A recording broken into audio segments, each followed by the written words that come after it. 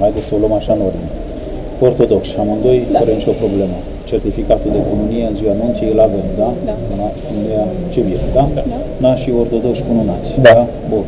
Sunt condiții. Nu le îndeplinim, plecăm, când le îndeplinim ne întoarcem, da? Bun, vă spunem acum, contribuția pentru biserică este de 1200 de lei, adică 12 milioane. Spunem și așa, să se înțeleagă. Așa. În suma respectivă intră și inclusiv toți preoții, suntem 4 preoți cu diaconul 5, Doamne ferește, se poate întâmpla și o problemă de sănătate să lipsească cineva, dar în general nu au fost probleme decât perioada de concediu. Deci din fericire echipa completă. Noi de obicei toți slujim, toți preoții, da?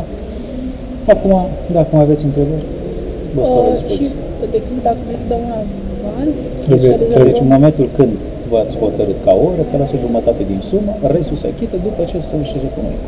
Și pentru suma asta bănesc că primim... Dacă Doamne ferește, eu vă pot da chetanță, dacă Doamne ferește se întâmplă ceva... Dar de ce prețul așa mare? Am tot mai multă biserică, era 600 de lei mai devreme.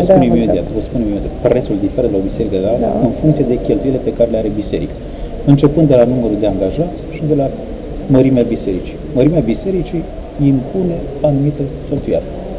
Deci așa, de asta diferă. Așa se stabilește prețul, că sunt prețul între prețuri.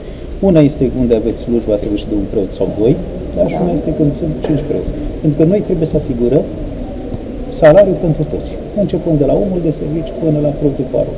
Și de asemenea utilități. Și atunci dați chitanța pentru toată suma? Sunt oameni, sunt oameni. Nu știu, vă întreb pentru că... Cum credeți să reușim să contabilizăm? Deci dacă nu contabilizăm ceea ce colectăm de la credincioși, nu avem de unde să plătim. Dacă căutați o biserică pentru un preț mai mic, vă duceți la bisericile mai mici. Clar. Și atunci și prețul este mai mic. Vreți biserică mare cu slujitori și așa. Sunt oameni care caută anumite treburi. Vă știți foarte bine condițiile pe care le vreți, da?